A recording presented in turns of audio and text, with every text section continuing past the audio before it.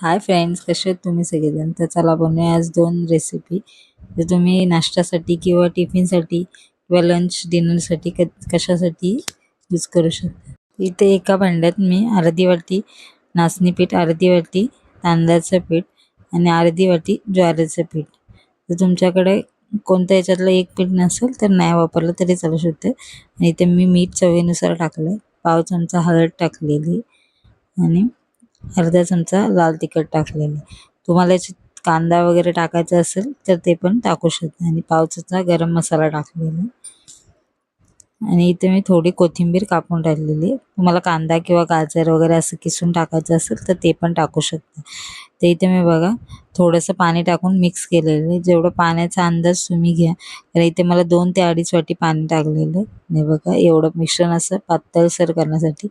तर आपण इथे ती पण म्हणजे मिक्स पिठाचे घावणे बनवणार आहोत.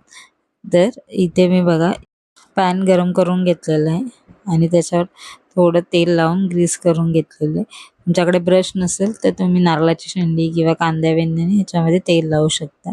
आणि हे बघा हे मिश्रण असं गरम तव्यावरच टाकून द्या, म्हणजे मस्त अशी जाळीदार आपली घावणे रेडी होतील. कारण मिश्रण जर थंड तव्यावर टाकलं तर घावणे नीट होणार नाही. हे बघा मस्त आता कशी जाळी पडली आणि आपण याला झाकण ठेवून 2 मिनिटं शिजवून घेणार आहोत. 2 मिनिटानंतर बघा असं खोलून ठेवून द्या जरा अर्धा 1 मिनिटं, म्हणजे ते वरचं मिश्रण पण सुकून जाईल.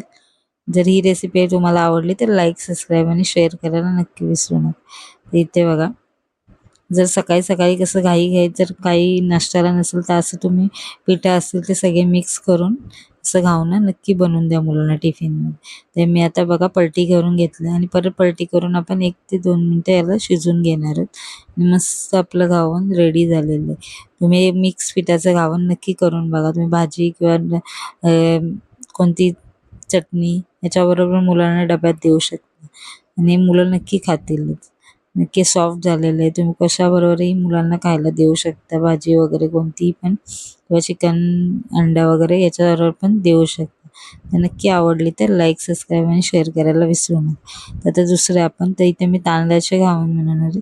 तर हे बघा रेशनचे तांदूळ आहेत, ते 2-3 वेळा पाण्यात धुवून हे पावसाळ्यासाठी मी सुकून ठेवून नंतर आपल्याला कसं पावसाळ्यात सुकत नाही म्हणून हे असे उन्हाळ्यात सुकून ठेवा आणि गिरणीतून तुम्ही 1 ते 2 किलो दळून किंवा मिक्सरमध्ये पण बारीक दळून आणू शकता. फक्त थोडंसं जाडसर दळून द्या, म्हणजे ते घावणे पलटी करायला चांगले होतात. तर इथे मी 2 वाटी पीठ घेतलेलं आणि त्याच्यामध्ये मीठ चवीनुसार टाकले. कधी कधी आपण भाकरी चपाती वगैरे असं कंटाळा येतो करायला, तर असे पीठ बनवून असेल तर तुम्ही घावणे वगैरे पटकन बनवू शकता. किंवा सकाळी सकाळी घाई झाली तर मुलांना टिफिनमध्ये पण चटणी आणि घावून देऊ शकता. त्याच्यामध्ये मी अर्धा चमचा हळद टाकलेली आणि बघा कारण पाणी हे कमी जास्त लावू शकतं, कारण आपण पातळसर पीठ बनवलं आहे. म्हणून याच्यामध्ये तुम्ही अंदाज घेऊन घेऊन पाणी टाका आणि पातळसरच पीठ आपलं पाहिजे.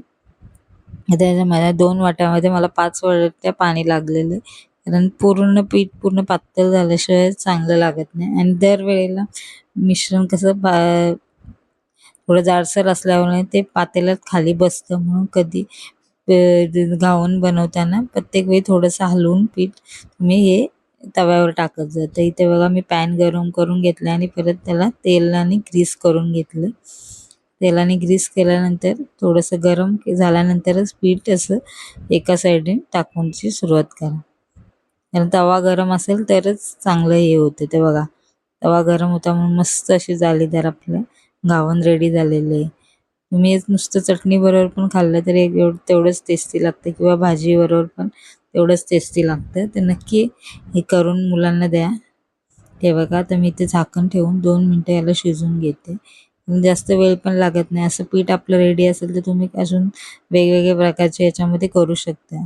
याच्यामध्ये पाहिजे तर तुम्ही थोडा मसाला वगैरे किंवा कांदा किंवा गाजर वगैरे असं टाकून सुद्धा ते हेल्दी पण बनवून देऊ शकता मुलांना. तर इथे मी बघा पलटी करून घेतलं आणि परत त्याला 1 ते 2 मिनिटं शिजवून आपण काढून घेणार आहोत. बघा किती मस्त असं टेस्टी घावून जाईल आणि त्याला जास्त वेळ पण नाही लागला आणि जास्त तर रुमालावर किंवा एखाद्या जाळीवर तुम्ही काढलं म्हणजे त्याच्यातली हवा निघून जाईल आणि मस्त आपलं टेस्टी होईल. आता हे बघा मी परत हे दुसरं टाकणार आहे, पण त्याच्यासाठी हे असं मिश्रण हलवून घ्या, कारण कधी प्रत्येक वेळी आपलं मिश्रण घट्ट होऊन जातं आणि त्या तळाला पूर्ण बसून जातं. त्याच्यामुळे तळापासून परत हलवलं की ते परत पातळ होतं आणि मस्तपैकी आपले घावन रेडी होतात. तर हे अशा पद्धतीने घावणं नक्की बनवून बघा. म्हणजे नॉनव्हेज किंवा भाजी कशाबरोबर कशाबरोबर पण तुम्ही हे घावन खाऊ शकता. तर नक्की रेसिपी आवडली तर लाईक. तर एवढ्या मिश्रणाचे बघा भरपूर असे घावन रेडी झालेले आहेत. तर ही रेसिपी तुम्हाला आवडली तर लाईक, सबस्क्राईब, शेअर